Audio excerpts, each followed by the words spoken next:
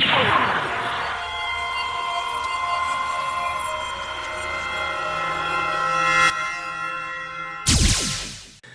guys, Carlo97 again. This time a review of the 1/72nd scale Soltic H8 Roundfacer, commonly known as just the Soltic, from the Fang of the Sun diagram series.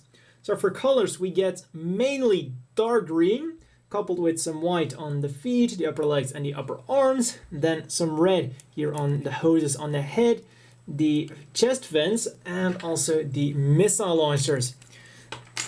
And then we have some gray here on the pockets and the detailings inside of the cockpit. Unfortunately, even though there should be some gray on the rifle, it's molded entirely in green. That's a bit unfortunate because it should have been the extra handle here, which is a separate piece, and then these two pieces at each end of the ammo barrel, I guess that is. And so those pieces could have easily been molded in gray, which is unfortunate because those are some of the only things that aren't color accurate.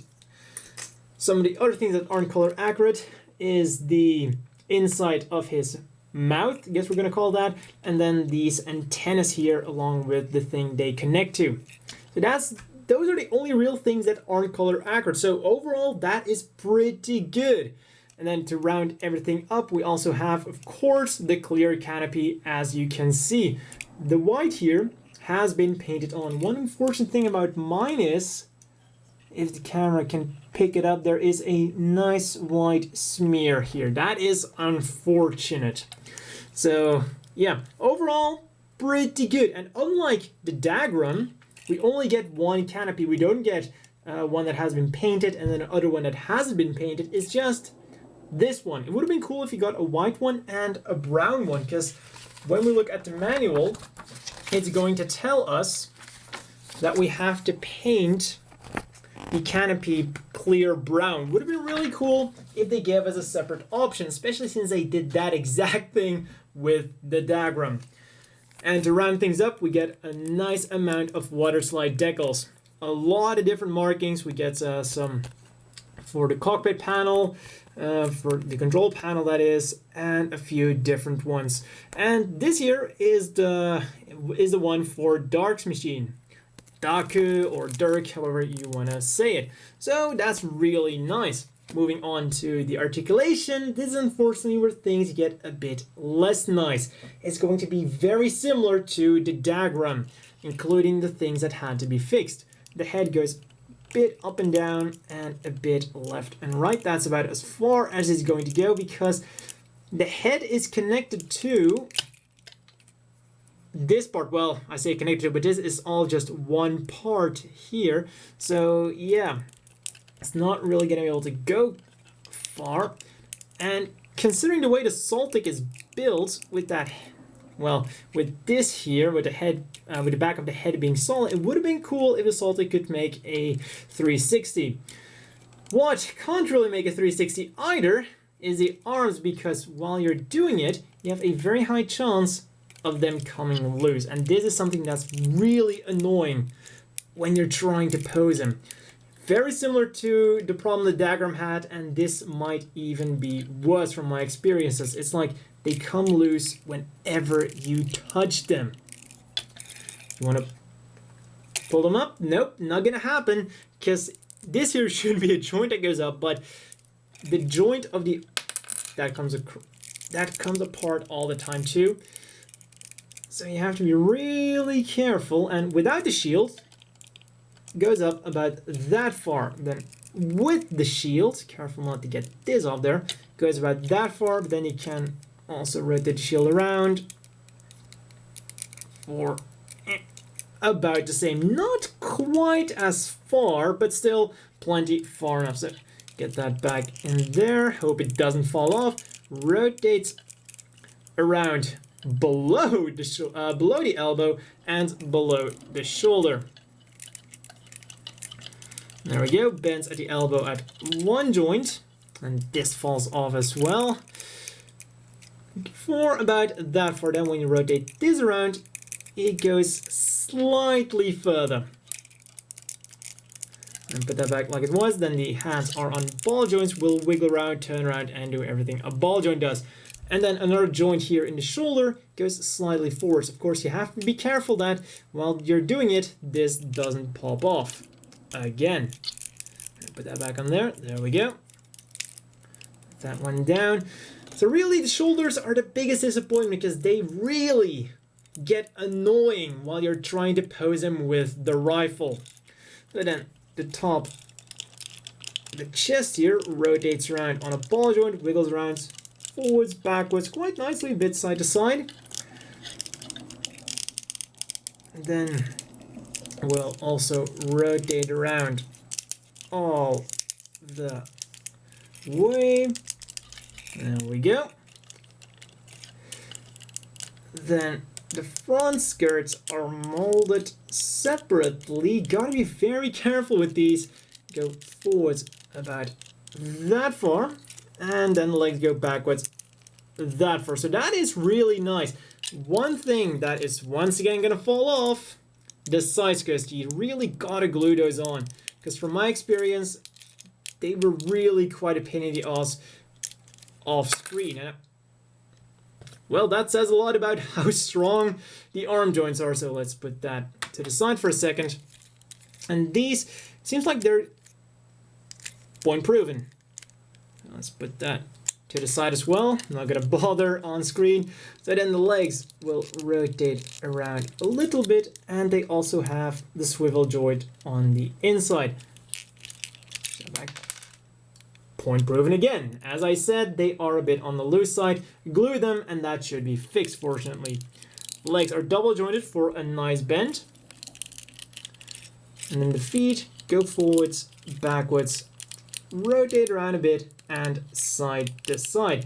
And one cool feature the feet have is this is not connected to anything at all other than the bottom of the feet, but it kind of gives you some anime action, because in the anime you'll usually see that these feet are kind of malformed, and it seems like the metal is kind of flesh-like, kind of human-like, but I guess here they explain how it happens. So it's cool to have some anime accuracy on your model.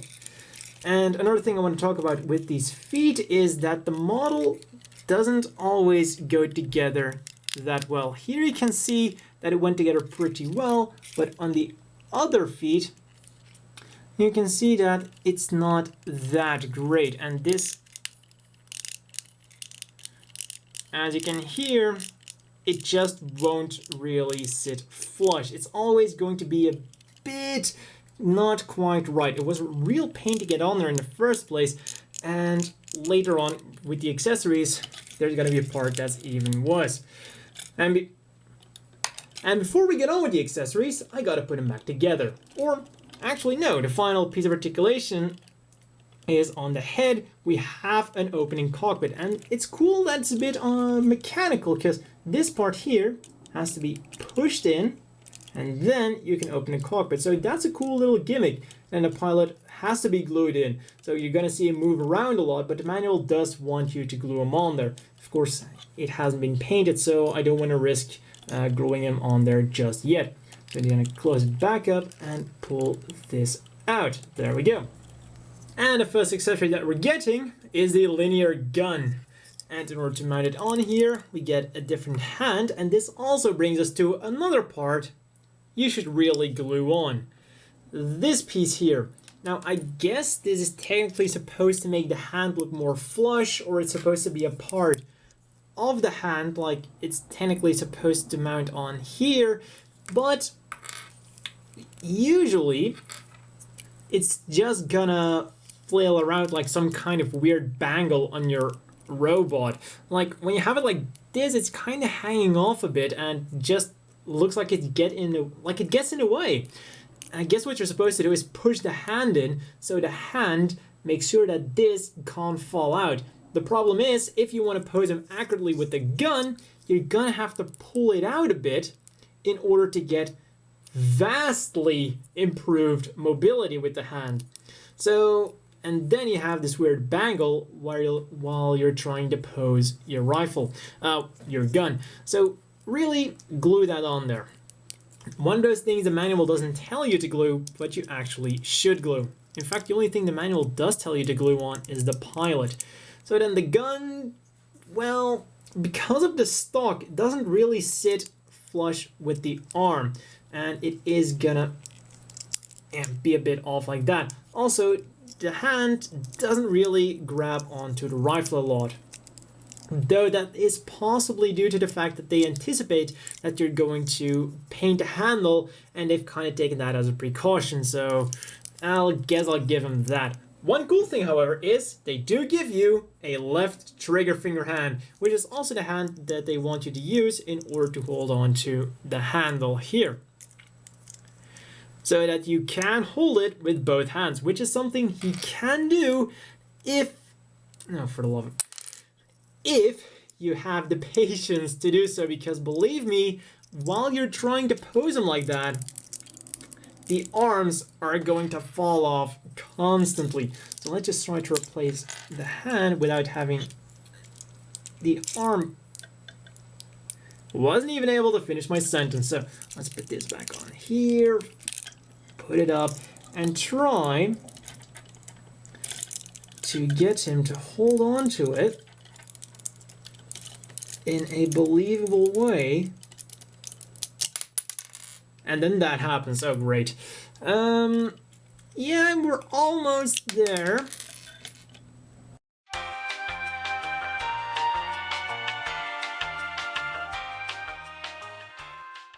And that's about the best I could get it without having the arms falling off too much. But overall, not too bad. Now I'm just afraid to move him, because then the arms are probably going to fall off. So moving on, with the other hands that we're getting, other than the closed fist hands, we also get a pair of open palm hands. So for all the hands that we're getting, that is pretty nice. We pretty much get everything we would want. We get 2 trigger finger hands, 2 closed fist hands, and 2 open palm hands. That is really nice. I'm definitely going to give it to the Soltic. We get all of the hands we could possibly want. Love it that we're getting a left trigger finger hand, so if you're buying 2 Soltics, you can give him 2 weapons, or if you have some other weapons hanging around, go wild. And the final 2 accessories that we're getting are these 2 missile pods, and it's really cool that we got 2 of them, because as far as I can remember from the anime, Soltics only used the 1. So when we turn it around, you simply have to remove the 2 hardpoint covers here, 1 and 2, and then simply plug them on there. Like that, there we go. The one unfortunate thing about them is the front covers are really easy to get loose. It's almost like they would jump off by themselves. It's not just that they're loose, it's just that, as you can see, it's once again going, and now it's going completely off. So that is the one thing that does kind of bother me. The best way to go around this is almost to completely cut this part off and simply glue it on there. Now let's put this on there again and hope it doesn't disconnect again by itself. And there we go. And now we have a very well armed Soltic. Just put that back. For the love of... So, you can make yourself a very well-armed... Okay, that wasn't an intended pun. So you can make yourself a very well-armed Soltic, especially if you have some extra weapons lying around for that left trigger finger hand. And the last weapon to round up the Soltic's arsenal, mounted on each arm, is a double 25mm chain gun. So anti-infantry and anti-light vehicles, that goes there. Anti-combat armor, the gun here, and I guess also anti-aircraft for those chain guns. And for anything else, we've got the missile pods. Also included with the Soltic is a handy paint guide, not only for the Soltic, but also for the Dagram, because apparently they had a change in the paints that they're using, or they just have some new recommendations for how to paint the Dagram. So you can have your Soltic here, front and back, and then we also have the complete paint guide for the Dagram, the new version. As always, the inevitable question is, do you want to buy this? And well, for 3,000 619 yen. Gotta be precise. This is a very hard recommendation for me to make because is it a great model? Kind of, yes, but it's not a 3,619 yen great model. As far as the accessories go, it's a pretty good thing. We get all the accessories we would want and more. We get 2 of the missile pods, that was great. Now, articulation, that's where this thing begins to fall apart. Literally and figuratively.